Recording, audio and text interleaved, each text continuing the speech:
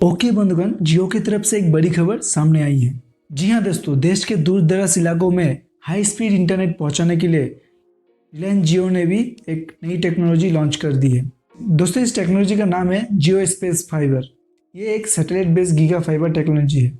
जिन इलाकों में fibre cable के जरिए इंटरनेट की सुविधा पहुंचाने में मुश्किलात होती थी, ये स्पेस फाइबर उन इलाकों में हाई स्पीड इंटरनेट पहुंचाएगी। दोस्तों, जियो स्पेस फाइबर को पूरे देश में कम कीमत में उपलब्ध करवाया जाएगा।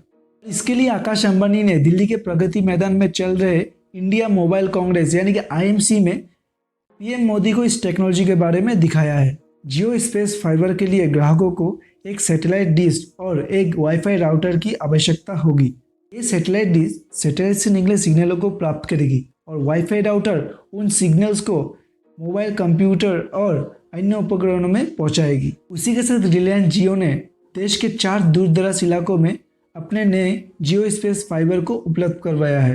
इन इलाकों में गुजरात का गिर नेशनल पार्क, छत्तीसगढ़ का कोरबा, उड़ीसा का नवरंगपुर और असम का ओएनजीसी जोड़ा शामिल है। तो दोस्तों, रिलायंस जियो के जियो स्पेस फाइबर के बारे में आपका क्या कहना है, कमेंट में ज़रूर बताएं।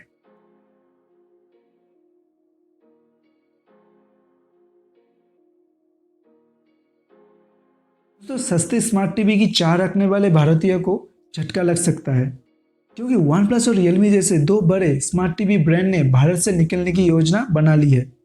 रिपोर्ट की माने तो दोनों कंपनीज ने अपने प्रोडक्शन को बंद कर दिया है और साथ ही स्मार्ट टीवी के बिक्री पर भी ब्रेक लगा दिया है।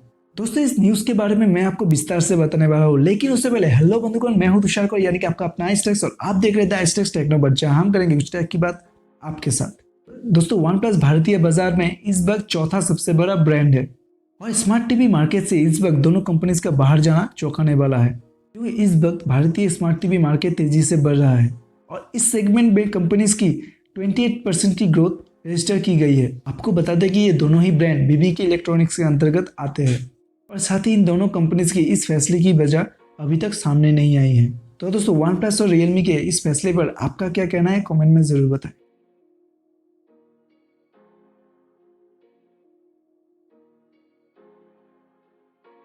दोस्तों, जियो की तरफ से और एक खबर सामने आई है। रिलायंस जियो ने अपना नया फोन लॉन्च कर दिया है, जिसका नाम जियो फोन प्रीमा 4G है। दरअसल कंपनी ने इस हैंडसेट को इंडिया मोबाइल कांग्रेस 2023 के दौरान शोकेस किया है। साथ ही अब इस हैंडसेट को जियो मार्ट वेबसाइट पर लिस्ट कर दिया गया है। दोस्तों, ये एक फीचर फोन है और इसमें प्रीमियम डिजाइन का इस्तेमाल किया गया है।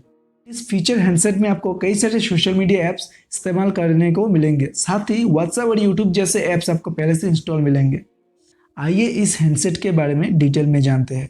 एक मीडिया रिपोर्ट से मिली जानकारी के मुताबिक इस हैंडसेट की कीमत 2599 रुपीज़ बताई गई है और साथ ही मीडिया रिपोर्ट के मुताबिक इस हैंडसेट को 2 कलर वेरिएंट ब्लू और येलो में पेश किया जाएगा। और अगर डिस्प्ले की बात करें तो जियो फोन प्रीमा 4G में आपको 2.4 इंच का डिस्प्ले देखने को मिल जाएगा। साथ ही इसमें TFT डिस्प्ले दिया गया है। उसी के साथ ये phone ARM Cortex A53 chipset पर चलता है, जो 512 MB रैम और 128 GB इंटरनल स्टोरेज के साथ देखने को मिल जाएगा। जियो का ये फ़ोन iOS पर काम करता है और उसी के साथ इसमें ब्लूटूथ वर्जन 5.0 आपको मिल जाएगा। साथ ही इस फ़ोन में 23 भाषाओं का सपोर्ट भी दिया गया है।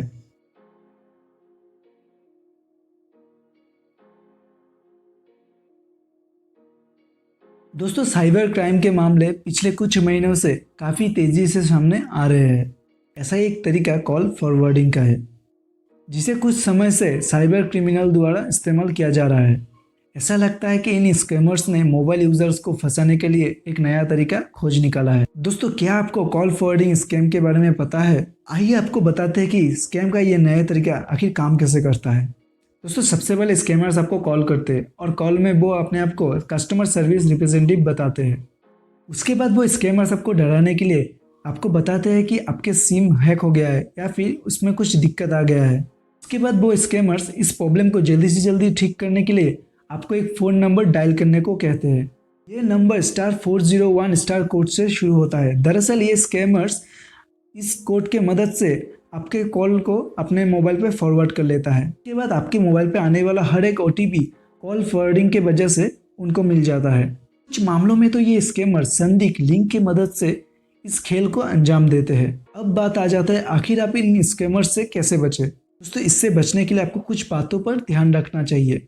सबसे पहले तो ये आपको किसी भी तरीके का अनजान लिंक पर क्लिक नहीं करना चाहिए। वहीं दूसरी तरफ आप इन स्कैमर से बचने के लिए अपने मोबाइल पर किसी भी तरीके का कोड डायल ना करें। अगर कोई भी शख्स आपको किसी भी कंपनी के रिप्रेजेंटेटिव बनकर कॉल करता है तो उसका नंबर एक बार कॉलर आईडी ऐप पर चेक कर ले। इसके अलावा आप अपने फ़ोन के सेटिंग में जाकर ऐसे स्पैम्स कॉल को हमेशा के लिए ब्लॉक कर सकते हैं। तो दोस्तों ऐसे स्कैमर से बचने के लिए आप इस वीडियो को अपने फैमिली मेम्बर और दोस्तों के साथ ज़्यादा से ज़्यादा शेयर करें ताकि ऐसा कोई स्कैम उनके साथ ना हो जाए।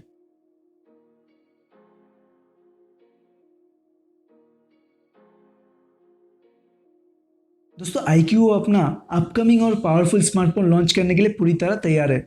इसका नाम iQOO 12 है। इसके मुताबिक ये इंडिया का पहला स्मार्टफोन होगा जिसमें फ्लैगशिप स्नैपड्रैगन 8 Gen 3 चिपसेट होगा। दोस्तों आपको बता दो कि ये चिपसेट क्वालकॉम का अपकमिंग चिपसेट है। फीचर्स के साथ साथ इस स्मार्टफोन का लॉन्च डेट भी लीक हो गई है। आइए जानते हैं किन किन खास फीचर्स के साथ लॉन्च हो सकता है iQOO का ये नया स्मार्टफोन। इसके मुताबिक iQOO 12 स्मार्टफोन को 7 नवंबर में लॉन्च किया जा सकता है। और अगर स्पेसिफिकेशन की बात करें तो iQOO का ये फ़ोन स्नैपड्रैगन 8 Gen 3 से लेस हो सकता है और उसी के साथ इस फ़ोन में 16 GB रैम और 1 TB इंटरनल स्टोरेज हमें मिल सकता है। यानी कि कंपनी की तरफ से हमें इस फ़ोन में 3 स्टोरेज वेरिएंट 256 GB, 512 GB और 1 TB इंटरनल स्टोरेज हमें मिल सकता है। इसके अलावा ये फ़ोन FunTouch OS 13 पर रन करता है। और अगर इस फ़ोन की कैमरे की बात करें तो 50 मेगापिक्सल के 2 कैमरे और 64 मेगापिक्सल का एक कैमरा हमें इस फ़ोन में मिल जाएगा। और अगर बैटरी की बात करें तो 5000 mAh की बैटरी 100 वाट के फास्ट चार्जिंग सपोर्ट के साथ हमें इस फ़ोन में मिल जाएगा।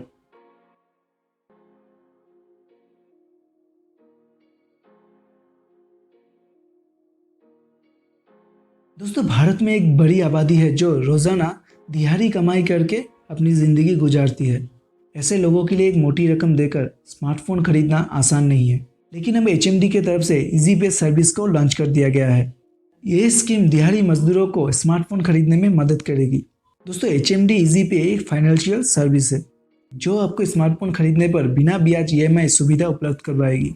आप 6 से 8 महीने की EMI पर स्मार्टफोन खरीद सकते हैं। आपको बता दें कि अब EMI पर स्मार्टफोन खरीदना महंगा पड़ता है, लेकिन जल्द ही इस समस्या से छुटकारा मिल सकता है। ये सर्विस नोकिया स्मार्टफोन्स के लिए है। इस स्कीम के मदद से आसानी से किस्तों पर स्मार्टफोन खरीदा जा सकता है और इसके लिए कोई अलग से चार्ज देने की भी ज़रूरत नहीं है। इस प्रोग्राम के तहत digital application process instant approval के साथ end to end service offer की जाती है। इस स्कीम के तहत मात्र 2 घंटे में इंस्टेंट लोन प्राप्त की जा सकती है। स्कीम के तहत यूजर्स को नो कॉस्ट EMI का ऑप्शन भी दिया जाएगा। साथ ही डाउन पेमेंट ऑप्शन के साथ कोई एक्स्ट्रा चार्ज भी नहीं लिया जाएगा।